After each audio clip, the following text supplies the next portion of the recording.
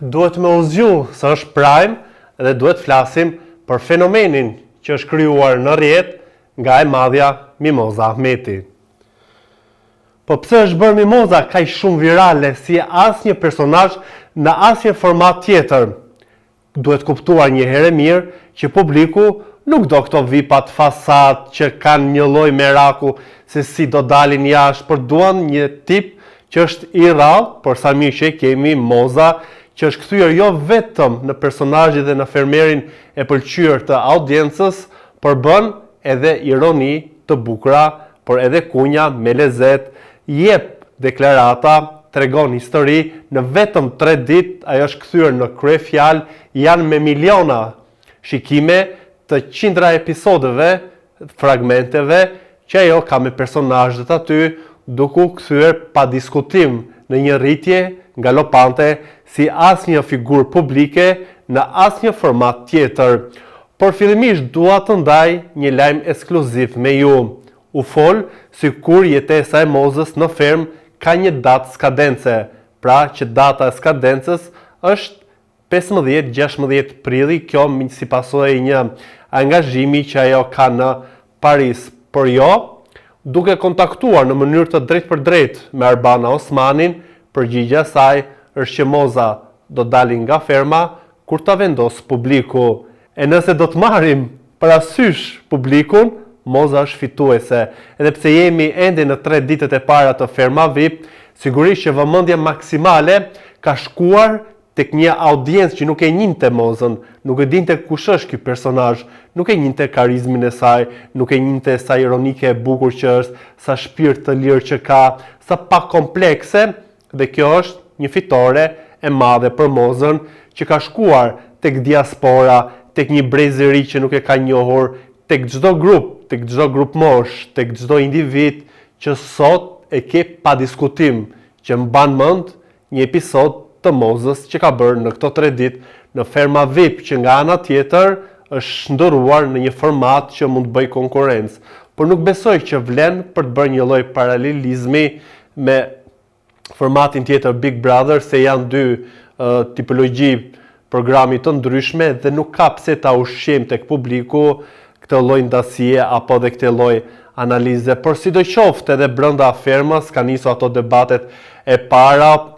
duke dashur të jap edhe opinionin tim, siç e jap gjithmonë troç, për mua ka disa personazhe që nuk po më pëlqejnë dhe që më japin një vibe të keq. Njëri prej tyre është aktori i humorit Akili, që sigurisht tani më një lloj karikimi i të qenit Shkodran dhe i manifestimit dhe i të treguarit është e kuptueshme, por e parë si një lloj kopje që kishte marrë nga loja e Luizit, se bënte provokime me banorët, unë nxjerr jashtë, unë bëj këshop edhe me bizhame si egla, me sforca e ka dhe humori, nuk e di, nuk më ngjiti, po krijon ato debatet e para, duket që është i imponuar për të qenë një lloj protagonisti, sidoqoftë mendjen e ka te Big Brotheri, se tha vëllai i madh, do kohë që ata kanë aga brenda fermës, por ka dhe diçka tjetër midis 2 personazheve që jo vetëm mua, por edhe Akilit ja dhanë të njëjtën ndjesi, Soni Malaj dhe Jonida Maliqi. Është e pritshme edhe një lloj kurioztie për të parë 2 personazhe që kanë vite në karrierë pjesë e industrisë së muzikës, dhe ndonjë thashë them tek tuk për lidhje, për çlidhje, për ndonjë kujm, për diçka, është vënë re një lloj tendence apo një lloj energjie që të dyja nuk e kanë afërsinë me njëra tjetrën, dhe kjo gjë sigurisht që kuptohet dhe është kthyer në një lloj enigmatike se çfarë kanë këto 2 koleget me njëra tjetrën, edhe pse u shprehen që nuk është se kishin një miqësi të dyja për jashtë, por janë takuar në evente, në festivale, kanë miq të përbashkët, por sidoqoftë ai kliku e ndjesia se ku do të ketë një lloj debati, një lloj sherri, do të ketë një lloj prapaskene, një prapavije, ma dha jo vetëm mua, por edhe atyre që lexova në rrjetet sociale. E sonte në Prime do të jetë edhe shpallja e parë preferuar të publikut, edhe pse vetëm 3 ditë sigurisht që Moza Ahmeti do të shpallet e preferuar e publikut, me do e mos, me do e mend është e kuptueshme përsa ka janë bërë virale me miliona shikime të videove të saj, siç u përmenda të gjitha episodeve, dhe e bukura është që i trajton edhe batutat që të bëjë dhe ngacmimet me një humor aq shumë natyral, aq shumë të lindur, qoftë me Jonidon kur i tha ishe më mirë pa u lyer se kështu ngjan si bythe tiganit, por edhe me Soni Malaj ku ja uli pak ato penda duke thënë që publiku nuk vdes për artistët edhe nuk janë qenë të çmendur për të ndjekur apo edhe për të parë ty me këngët e reja, apo thjesht kur del duart të kasin dhe kështu. Pra, ky lloj maskimi që kanë personazhet publike VIP-t, moza, po i zhvesh dhe po tregon se sa më shumë real, sa më shumë pa komplekse të jesh në një format, aq më shumë i pëlqyer dhe i dashur je. Ajo që nuk më pëlqen është një lloj histerizmi dhe një lloj lopirje bythe që po i bëhet mozës nga pseudo kolegët e saj me shkrime duke trajtuar kush është moza, pse është kjo moza në këto kushte, ajo është artiste, bla bla bla bla. Mund t'i kishin bërë më herët edhe jo të përfitojnë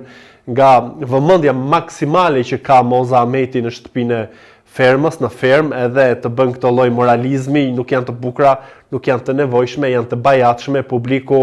nuk ka kohë për të lexuar, ka kohë për të shijuar momente, episode edhe një vibe të mirë që t'jep Moza Ahmeti. Do doja të dija edhe mendimin tuaj për herë të parë, se si e keni parë Ferman VIP, edhe unë shkurtimisht dhash atë opinionin tim edhe atë ekskluzive që Moza do dalë kur të vendos publiku dhe jo që ka një datë paraprake si pjesë e një kontrate që ajo mund të ketë nënshkruar me produksionin e Ferma VIP Treshi. Por më kryesorja mos harroni të bëni edhe subscribe kanalit ton Koha Jon në YouTube.